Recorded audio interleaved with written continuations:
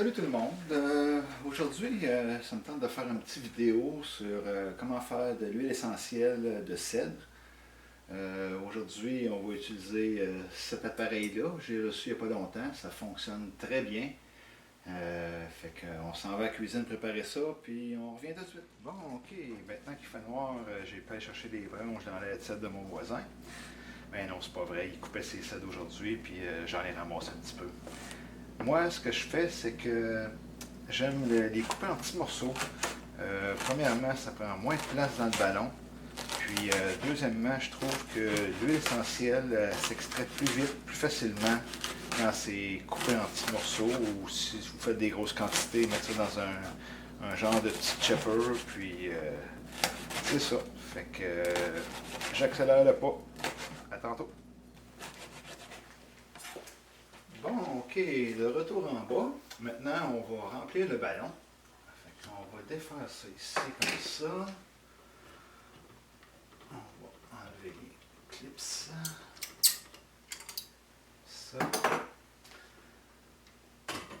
On enlève ça comme ça.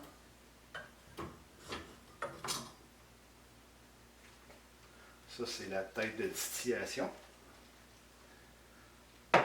Puis en passant, tous les joints mâles, il faut mettre une graisse dessus parce que si vous ne mettez pas de graisse, vos vitres vont, façon de parler, mais vont souder ensemble, ça va être très dur à défaire, puis ça risque de briser les choses. Fait que mettez de la graisse. Bon. Maintenant, on va prendre ce ballon-là. Ça, c'est lui le ballon, ce qu'on met, le ballon de biomasse qu'on appelle. Fait qu'on commence à remplir le ballon. Là, il en tombe partout, c'est sûr, mais on ramasse après. La raison pour le couper plus petit aussi, là, non seulement que je trouve que l'huile essentielle sort mieux, mais c'est plus facile quand on a fini l'extraction de tout ressortir. Ressortir des grosses branches, ça se fait avec une petite paire de pinces là, pour bocaux. Là. Mais bon, ça va mieux quand c'est coupé dessus, puis c'est plus productif. Là, j'en ai coupé beaucoup plus que ce qu'il m'en faut parce que je vais en refaire d'autres par après. Là. Donc, à tout sortir d'une fois. Là.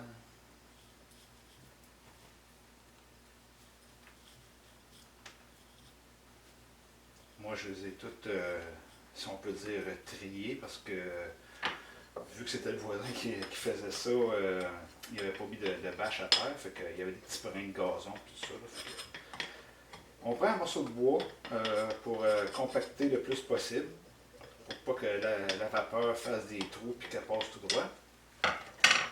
Donc on compacte puis on en remet.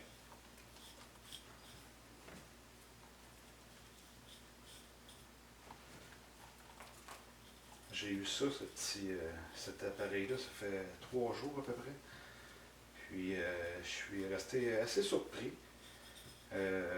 Cet appareil-là sert plus pour les fleurs, les feuilles, les épines de pin, de cèdre, d'épinettes, de sapin. L'autre à côté, c'est plus pour les agrumes, les oranges, les citrons, la limette. Parce que c'est un autre principe. Lui, c'est entraînement par la vapeur. Puis lui, c'est vraiment hydrodistillation. C'est les écorces trempent dans l'eau. Puis, en tout cas, j'expliquerai ça sur une autre vidéo. C'est un petit peu différent.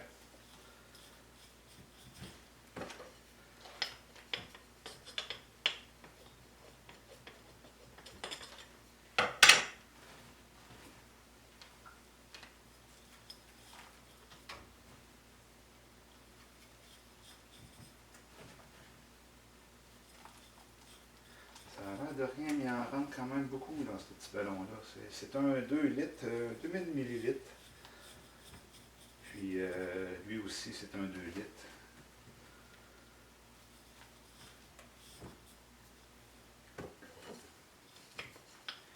Moi, j'ai acheté le kit séparé parce qu'il se vend au complet, le poêle, toute la verrerie, les tuyaux, les pinces, mais je trouvais ça beaucoup trop cher, fait que je l'ai acheté séparément.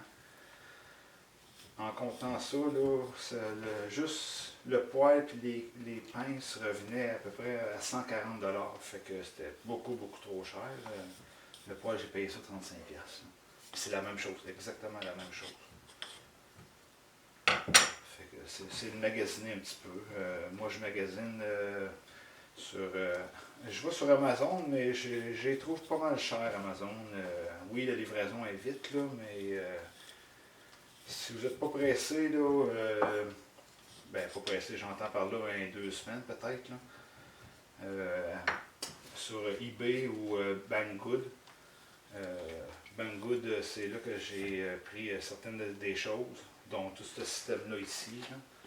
Lui, je l'ai pris sur eBay, ce système-là. Fait que c'est de magasiner, puis vous allez sauver sûrement.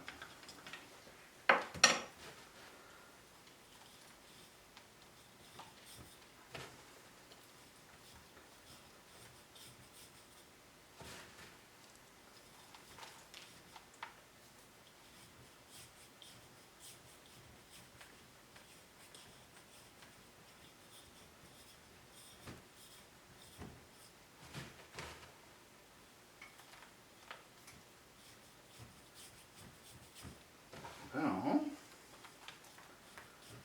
Maintenant, on va remonter tout ça.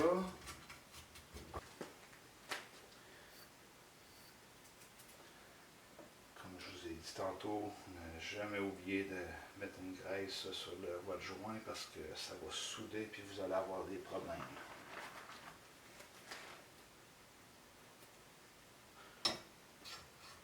Là, ça se peut qu'il y ait de la cochonnerie, ben pas de la cochonnerie, je veux dire des morceaux de sel qui tombent dans votre eau, là, mais c'est pas grave. L'huile essentielle dans l'eau, c'est non miscible. Faut que l'eau entre en vapeur pour que l'huile essentielle s'accroche après, puis monte dans les condensateurs, tout ça. Là, je vais tout expliquer ça. Là. Bon, une fois que ça c'est fait,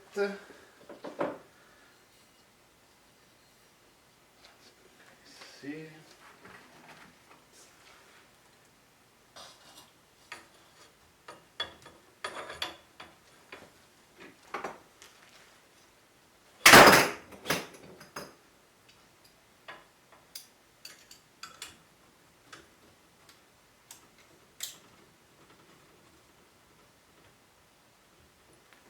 Ça.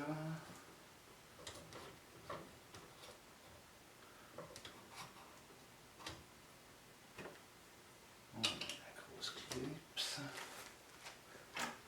Bon, maintenant, on va remplir les ballons d'eau. Moi, je prends le tuyau qui alimente mon condenseur. Puis, le monde suggère de prendre de l'eau distillée ou de l'eau d'un osmose inversée. Oui, c'est sûr que c'est parfait. C'est à conseiller fortement pour ceux qui restent en ville à cause de l'aqueduc qui a énormément de chlore dans votre eau. Moi, je suis à la campagne, c'est un puits que j'ai ici, là, puis l'eau est très bonne, puis c'est parfait pour ce que j'ai à faire. Donc, on va remplir le ballon.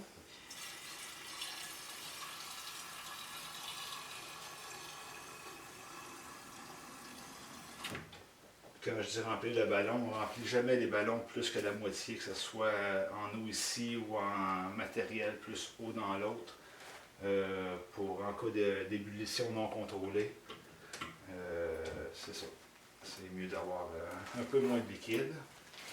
Aussi, moi je le remplis par ici, là, parce que j'ai ce système-là, mais quand vous allez le monter, n'oubliez pas de primer d'amorcer votre séparateur d'huile, parce que quand ça va commencer à monter, il y a un petit peu d'huile qui va s'en aller là pareil, puis elle ne sera pas récupérée. Donc, moi ce que je fais, c'est que je fais comme ça ici. Je l'amorce, rendu au tuyau, ça ne va pas plus loin. Je rebranche le condenseur. Bon. OK. On va y mettre son bouchon.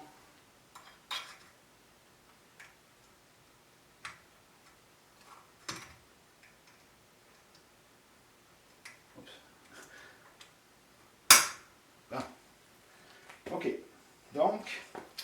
partir ça tout de suite parce que ça prend quand même un petit peu de temps à chauffer.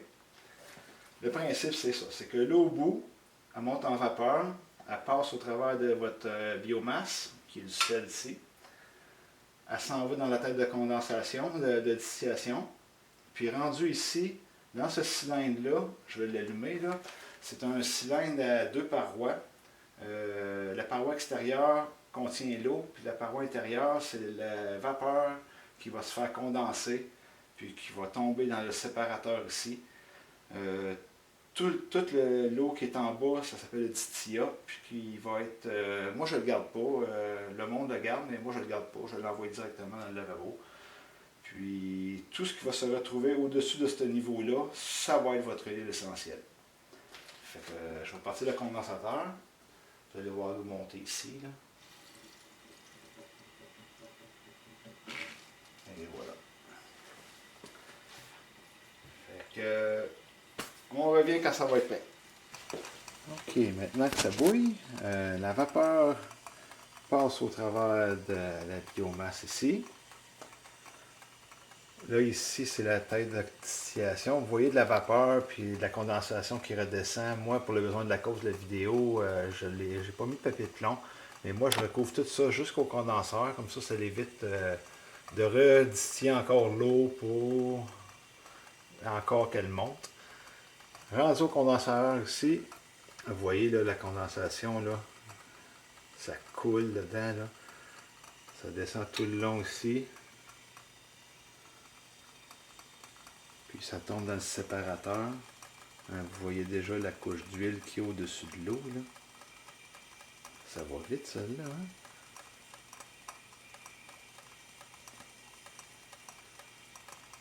Donc, en gros, c'est ça ici. Là. Vous voyez comment ça coule bien. Là. Je vais essayer de faire un zoom. Ouais.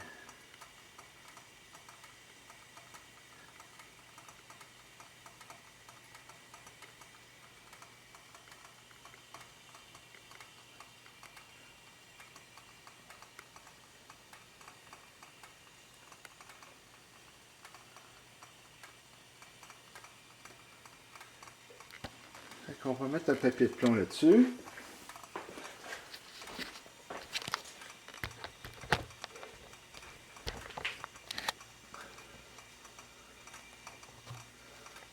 Désolé pour le focus.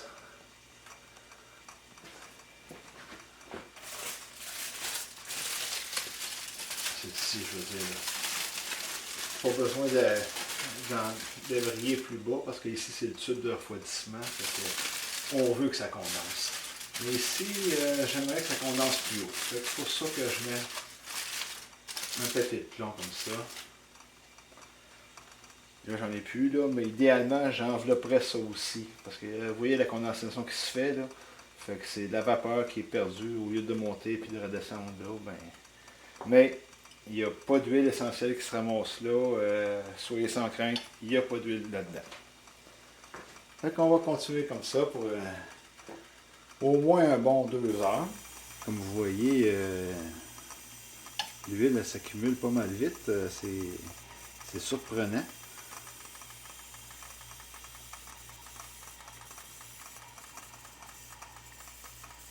Regardez la condensation. Là.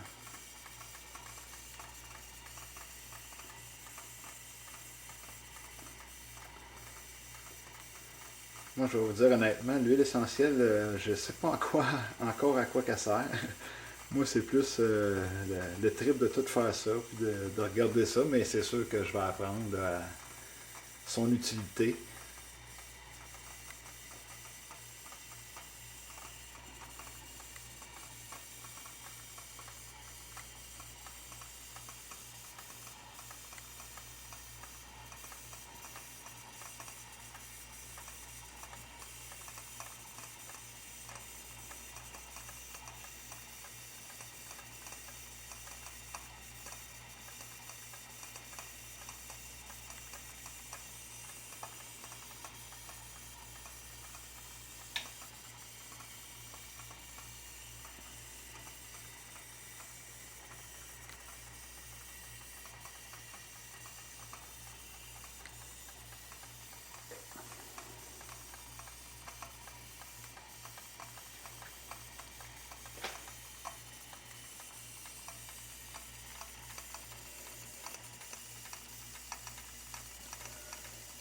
L'eau, surprenez-vous pas, elle peut changer de couleur tout dépendant de la plante que vous avez.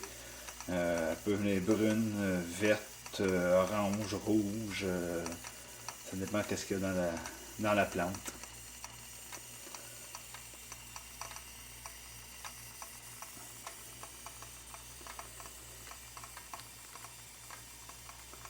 Vous voyez la condensation. Là. C'est pour ça que d'habitude, j'abrise ce ballon-là aussi. Fait que on évite une autre perte de chaleur.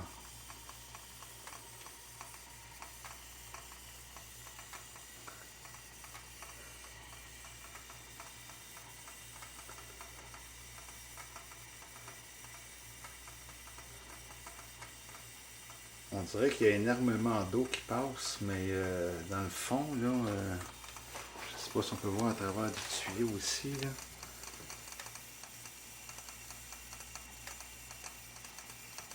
Non, on le verra peut-être pas. Je vais le montrer ici. C'est vraiment... là, j'ai bougé un petit peu, là, mais ça y va. C'est du goutte à goutte. Là, j'ai bougé le tuyau, là, mais il va se replacer. Là. C'est reparti. C'est ça. C'est du goutte à goutte qui sort, là. Puis, c'est de l'hydrolat. Il y a beaucoup de personnes qui les gardent. Moi, je ne le garde pas encore. Je n'ai pas trouvé son utilité encore. Comme l'huile, d'ailleurs. Comme je vous dis, moi, c'est le fun de voir ça aller. Là. Regardez la couche d'huile qu'il y a là. C'est à partir de là, là, tout ce qui est en haut de mon pouce, là, c'est de l'huile essentielle, ça, là, de cèdre. C'est vraiment très productif.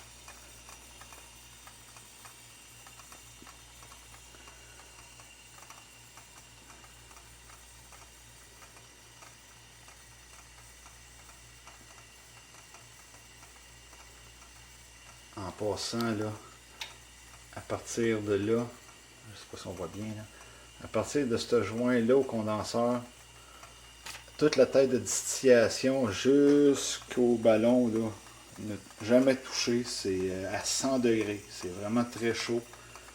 C'est ça. C'est pour ça que j'aime garder la chaleur aussi. Là. Ça, à un moment donné, là, vous allez voir, là, quand votre plante change pas mal rendue verte, malade, si on peut dire, là, comme il n'y a plus de vie dedans, là, c'est que ça tire à sa fin. Là, on le voit par expérience aussi avec la couleur de l'eau puis la quantité d'huile qui se ramasse. Là. Fait que, on revient tantôt.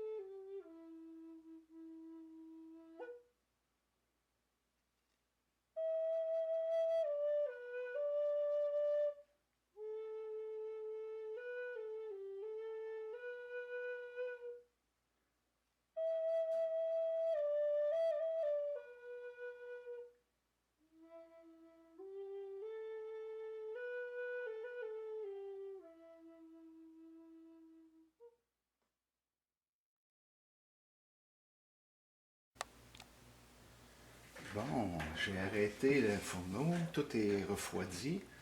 Regardez-moi ça, la couche d'huile, tout au-dessus du doigt. Là. C'est tout ça l'huile essentielle, c'est vraiment formidable. Maintenant, on va l'enlever pour la séparer. Moi, ce que je fais, c'est que je descends un petit peu jusqu'à temps que l'huile arrive à la valve.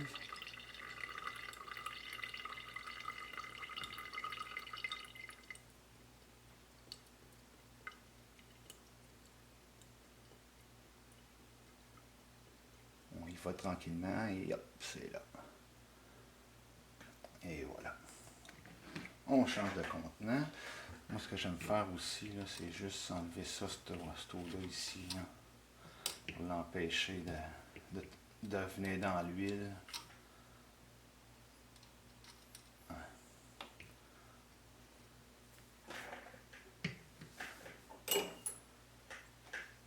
Maintenant, je mets un petit bécher, puis je transverse tout le reste dedans.